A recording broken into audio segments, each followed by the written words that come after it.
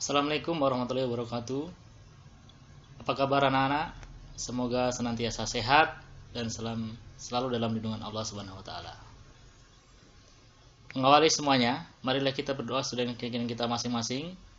Semoga hari ini kita diberi kemudahan dalam mempelajari materi yang akan segera kita berikan bersama-sama. Berdoa dimulai. Selesai. Baiklah anak-anak, hari ini pelajaran kita adalah tentang bilangan pangkat atau biasa kita sebut dengan eksponen. Kita mulai dengan definisi dari bilangan berpangkat. Bilangan berpangkat dituliskan dalam bentuk A berpangkat M, di mana M ini adalah disebut dengan pangkat.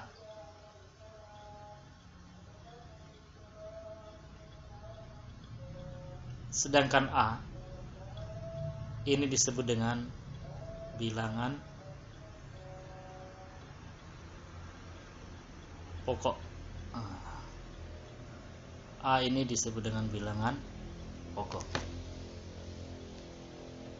Didefinisikan pula bahwa A pangkat M itu mengandung pengertian sama dengan perkalian A dan seterusnya. Perkalian A ini sebanyak M kali.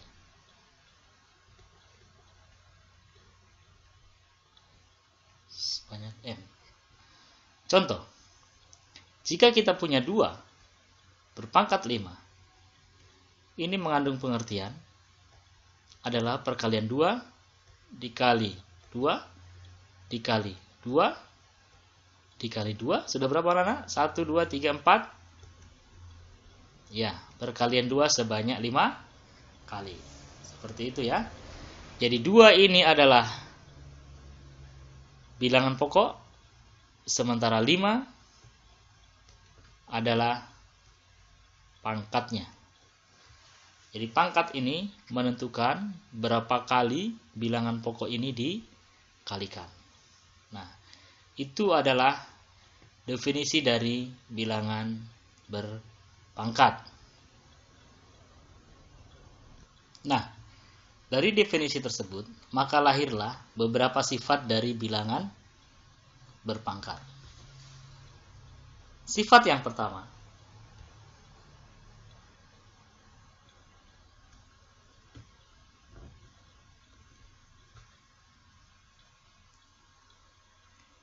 jika saya punya A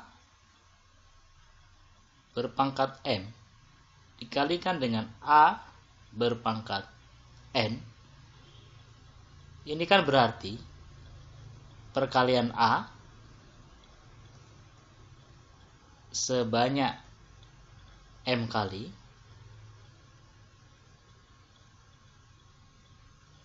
dikalikan dengan A sebanyak N kali.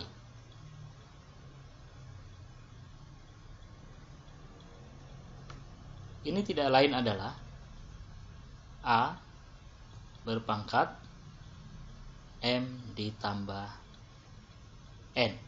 Jadi cukup mudah mengingatnya anak-anak sekalian. Ketika ada bilangan A berpangkat M dikali A berpangkat N, itu akan menghasilkan bilangan A berpangkat M ditambah N. Jadi cukup pangkatnya itu yang dijumlahkan. Hal ini bisa ketika bilangan pokoknya adalah sama. Jadi sifat-sifat ini berlaku ketika bilangan-bilangan pokok yang dipangkatkan itu adalah sama. Ketika bilangan pokoknya tidak sama, maka tentu hal ini tidak bisa berlaku. Sebagai contohnya, ya, jika saya punya 2 berpangkat 4 dikali 2 berpangkat 5, ini saya tinggal menuliskan hasilnya adalah 2 berpangkat 9. Dari mana angka 9? ya, angka 9 adalah dari ini. Pangkat 4 ini, pangkatnya dijumlahkan saja. 4 ditambah 5 menghasilkan 9. Jadi cukup mudah seperti itu. Ya, yang kedua, ketika bilangan pangkat dibagi, bagi contoh A pangkat M dibagi A pangkat N, ini akan menghasilkan A berpangkat M dikurang N. Seperti ini contohnya. Nah,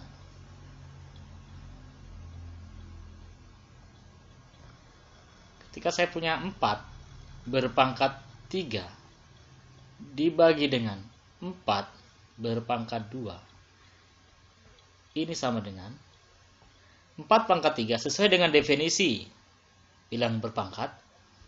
4 pangkat 3 itu adalah perkalian 4 sebanyak 3 kali. Sedangkan 4 pangkat 2 adalah perkalian 4 sebanyak 2 kali. Dengan demikian, ini kita bisa cancelasi ya. 4 dengan 4 jadi 1. Kemudian 4 dibagi 4 juga hasilnya sama dengan 1. Nah, jadi ini menghasilkan sama dengan 4. Ya. Secara lebih sederhana, kalau ingin lebih cepat dengan menggunakan sifat ini, 4 pangkat 3 dibagi dengan 4 pangkat 2 dengan menggunakan sifat 2, kita tinggal melakukannya, yaitu 4 pangkat 3 dikurang 2 sama dengan 4 berpangkat 1 sama dengan 4. Nah, cukup mudah kan? Ya. Sekarang kita akan menginjak sifat yang ketiga. Ya. Ini semisal kita menemukan bilangan berpangkat A dikali B berpangkat M. Ini tidak lain adalah A berpangkat M dikali B berpangkat N. Ya. Contoh, ketika kita mendapatkan soal sebagai contoh, misalnya X dikali Y berpangkat 5. Hasilnya ini adalah X berpangkat 5 dikali Y berpangkat 5. Nah, seperti itu. Nah, sekarang sifat yang keempat. Di sini ketika kita menemukan A berpangkat M dalam kurung berpangkat N, ini sama saja dengan A berpangkat M dikali N. Ini bisa juga kita balik karena sifat dari perkalian itu adalah komutatif. Sehingga kita bisa tuliskan juga menjadi A pangkat N dikali dengan M. Seperti itu, anak-anak sekalian. Nah, berikutnya, bagaimana dengan A berpangkat 0? Kira-kira sama dengan berapa? Ya, A berpangkat 0 ini kita bisa peroleh dari sifat pembagian itu, yaitu A, ambillah A pangkat M dibagi dengan A berpangkat M. Ini adalah A berpangkat M dikurang M. Nah, A berpangkat M dikurang M itu sama saja A berpangkat 0. Sehingga dengan demikian kita bisa melihat ini, ya, ini tidak lain adalah A berpangkat M dibagi dengan A berpangkat M, ini kan sama ya, sehingga hasilnya adalah 1. Dengan demikian A berpangkat 0 itu sama dengan 1. Nah, sama dengan 1. Oke. Jadi kita simpulkan bahwa segala sesuatu yang berpangkat 0 itu hasilnya adalah 1. Sebagai contoh, jika saya punya 5 pangkat 0, itu hasilnya berapa? 1, betul. 10 pangkat 0 sama dengan berapa? 1, betul. Kalau ada 3 pangkat 0, itu hasilnya juga 1. Jadi secara matematika didefinisikan bahwa A berpangkat 0 itu sama dengan 1. Satu lagi, yaitu sifat ke-6. Ya.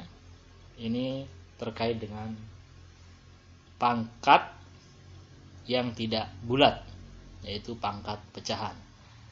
Jadi jika saya punya A berpangkat 1/2, ya, ini sama dengan, ya, ini sama dengan A berpangkat 1 di sini adalah 2. Nah,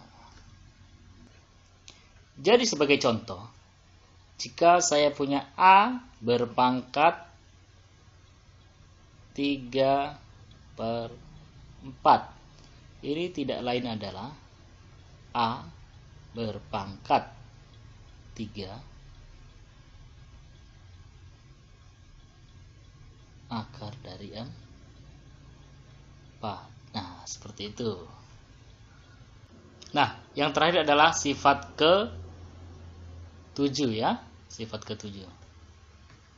Nah, sifat ke-7 ini pangkatnya bukan bilangan bulat positif dan bukan bilangan pecahan, melainkan bagaimana kalau pangkatnya itu adalah bilangan negatif. Jadi A pangkat min 1 misalnya. Ini sama dengan 1/A. Nah, bagaimana kalau A berpangkat minus 2? Ini sama dengan 1/A pangkat 2. Ya, sama dengan 1/A pangkat 2. Jadi secara umum kita bisa tuliskan bahwa ketika ada A berpangkat minus M, ini sama saja dengan 1/A berpangkat M. Nah, sifat ke-7 ini nanti akan digunakan ketika kita hendak mengubah bentuk pangkat positif menjadi bentuk pangkat negatif, atau bentuk pangkat negatif menjadi bentuk pangkat positif. Nah, ini adalah definisi dan sifat-sifat bilangan berpangkat yang anak-anak mesti pahami. Nah, nanti dengan menggunakan sifat-sifat inilah kita akan mudah mengerjakan operasi-operasi aljabar pada bilangan berpangkat.